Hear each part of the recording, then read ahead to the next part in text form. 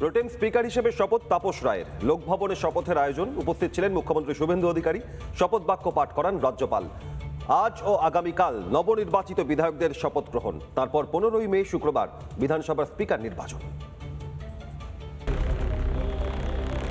বিধানসভার প্রথম অধিবেশন শুরুর আগে প্রশাসনিক তৎপরতা তুঙ্গে। মঙ্গলবার প্রোটেম স্পিকার পদে শপথ নিলেন তাপস রায়। শপথ বাক্য পাঠ করান রাজ্যপাল RN রবি। এদিন লোকভবনে উপস্থিত ছিলেন মুখ্যমন্ত্রী শুভেন্দু অধিকারী। গুয়াহাটি সফর শেষ করে শুভেন্দু অধিকারী সরাসরি যোগ দেন শপথ গ্রহণ অনুষ্ঠানে। বিশেষ এই অনুষ্ঠানের জন্য সময় দেওয়া হয় বিকেল 5:30টা।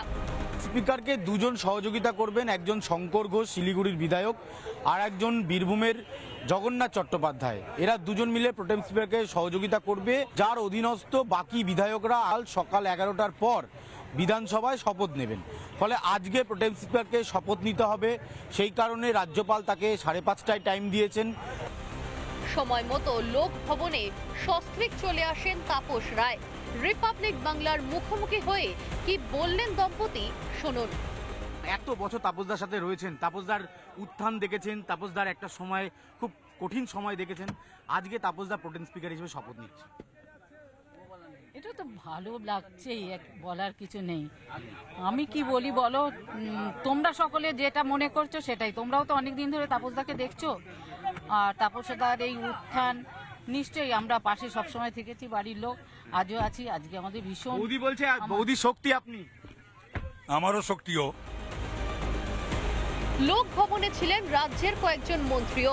শপথ নিয়ে বেরিয়ে তাপস জানান, বুধ এবং বৃহস্পতিবার বিধানসভায় বিধায়কদের শপথ গ্রহণ হবে। আমার কাজ হলো আগামীকাল, আগামী পরশু এবং আগামী তরশু দুদিন যে সমস্ত ক্যান্ডিডেটরা ইলেক্ট হয়ে এসেছেন 293টায় তাদের শপথ করানো এবং তারপরে স্পিকারের ইলেকশন সেটাকে কন্ডাক্ট করা। শপথ গ্রহণ পর্ব মিটতেই স্পিকার নির্বাচন। রিপাবলিক বাংলা। নানা ধরনের কন্টেন্ট দেখার জন্য লাইক করুন, শেয়ার করুন আমাদের ফেসবুক পেজ, সাবস্ক্রাইব করুন আমাদের ইউটিউব চ্যানেল। পাশাপাশি অন্যান্য ব্রেকিং নিউজের জন্য অবশ্যই চোখ রাখুন রিপাবলিক বাংলায়।